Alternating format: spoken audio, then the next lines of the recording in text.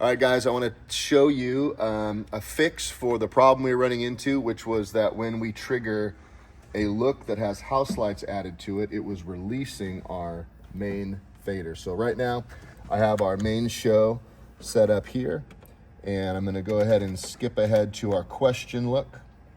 And so, like we would do in a service, we're coming out of question, we're going to go into worship.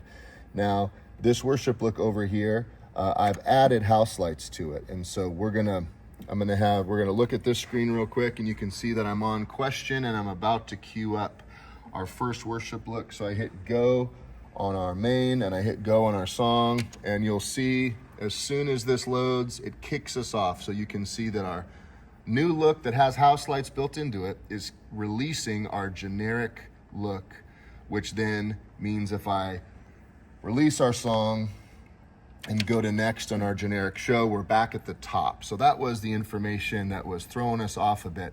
And so what I found is it has to do with how the sequences are handing off the house lights. And so there's kind of a couple different ways to go around fixing it. But for whatever reason, when this show is seeing another fader take over dimmer values for the house lights, it's seeing the handoff differently than some of the other theatrical lighting that have a lot more values that are being handed off. And so that's why we're not seeing the same release problem when there's no house lights involved. So a way to fix it is to change a setting on the generic sequence, which is on this executor, and that is to turn off a feature called off on overwritten, meaning even if a value gets overwritten on this sequence, don't turn it off. And so to do that, I hit my assign button here, and then I select the sequence over here. So I selected our generic, and this screen usually doesn't pop up quite the same way. It pops up like this. So I'm looking at my sequences. I selected my generic sequence. I go to options, and then over here on protect, you can see off on overwritten. I'm going to deselect that, meaning I don't want this to turn off. I want this to be persistent unless I release it. Again, there's a few harder or like more firm commands as a way to do it, but this was the way I was advised to do it. So I'll close out of that. And so I didn't change any programming on my scenes, but now we'll notice a different functionality. So again, I go back to my question. I got my house light override faders off. So house lights are all programmed in right now. Band's playing the question. I'm gonna go to my first song that has our house lights built into it. So I hit go on both of those. Now on our screen, you'll see we load our song, but we did not release worship. Okay, we're still there.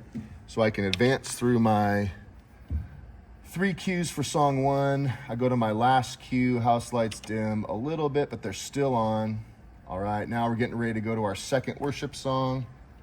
That's where we have house lights go down, right? We go through those looks just as we've done before, and you'll notice that my worship cue has not released. It's still blue, so that's what we want.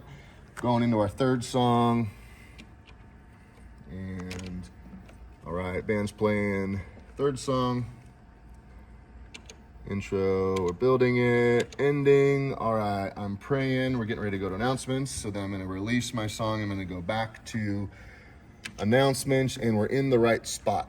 So we're on announcements there, we did not release. So again, if you needed to change that or edit it, you go to assign, and then you select the executor, and then on the options tab, off on overwritten under the protect tab, allows that fader to stay engaged.